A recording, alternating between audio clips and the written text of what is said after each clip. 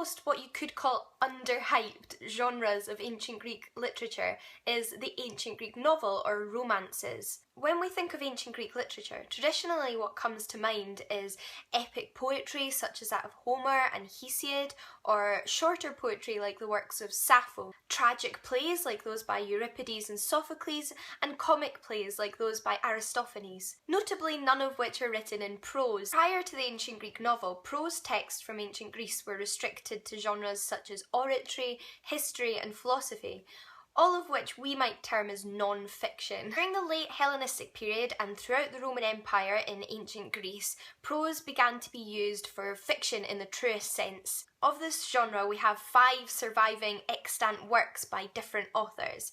First we have Chariton's Callirhoe, then Xenophon of Ephesus's Anthia and Habrocomes, Longus's Daphnis and Chloe, Achilles' Tatius's Leucippe and Clitophon, and Heliodorus's Aethiopica.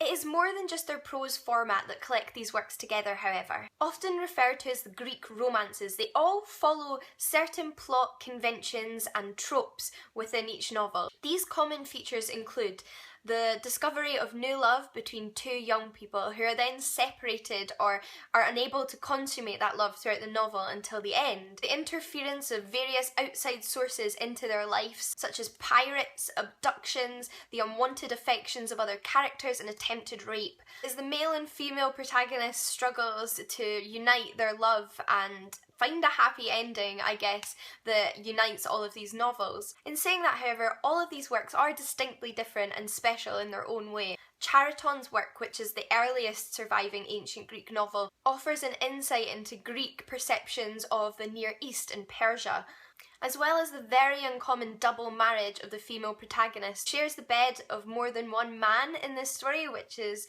not a feature of any other of the ancient Greek novels. Heliodorus' Aethiopica is the latest of the ancient Greek novels to have survived. Its narration varies from the others in the format of flashbacks and the recollection of past history and stories from other characters, which is a different narrative technique from any of the other 5. Achilles' Tatius's Leucippe and Clitophon is the only of the 5 to be written in the first person from the perspective of the male protagonist Clitophon, which creates an interesting perspective that denies us the same insight into the life of Leucippe, the female characters we have in the other stories. It is one of the factors that contributes to my own belief and those of a few other scholars that believe Leucippe and Clitophon is a parody of the ancient Greek romance genre itself.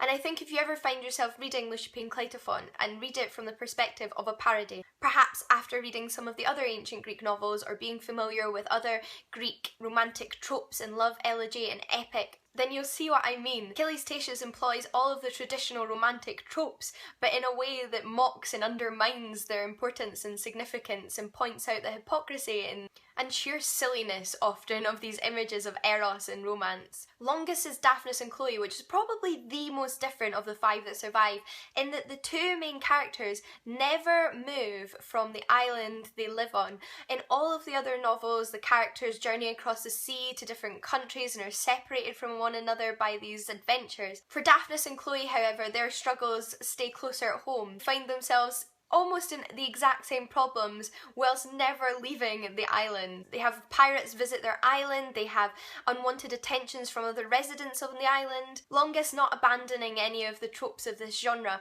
however he places it in this interesting context of the island of these 2 young people who all they want is to consummate their love and are trying to be educated from various sources, including observing the animals around them. By doing this, Longus enters into the Greek debate of nomos versus physis, which is law or custom versus nature, and he places desire and romance and marriage and love within this context.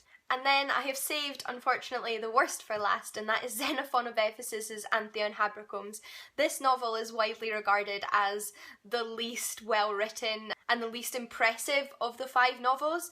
What is interesting is that it really does follow the tropes of the genre from start to finish. It's an excellent example of the ancient Greek novel genre. However, perhaps because of the author's lack of ability, or perhaps because it has been preserved secondhand, it just does not do the same job as the other. And it is an example of how ancient Greek literature is not all Homeric and Hesiodic and highbrow and phenomenal. Things survive that perhaps the Greeks wouldn't wish to have, whether it be for chance or perhaps because, like us, the ancient Greeks liked a little bit of junk reading too, who knows. But definitely the one out of the 5 that I would only really recommend you reading if you have a particular interest in ancient Greek literature and a particular interest in the ancient Greek novel. The other 4, however, are all fantastic pieces of literature and can be enjoyed by anyone, whether for academics or just for fun. You've heard me mention before Daphnis and Chloe in a lot of my videos. It's one of my favourite pieces of ancient Greek literature and I recommend it to everybody. So I would highly recommend starting there, although the other 3 that I've mentioned are well worth checking out as well. Unfortunately, in the history of classics, the ancient Greek novel has been somewhat overlooked, perhaps because of its sort of lowbrow origins, its plot and prose format which seem to stray from the heroic epics of those like Homer, which are so highly regarded by classicists. I believe, along with others, that these are phenomenal examples of ancient Greek culture and need to be much more widely read and spread throughout the world, so I hope you pick up an ancient Greek novel after this video. But if you do have any other questions, then feel free to leave them in the comments below, and until next time, happy reading. Bye guys!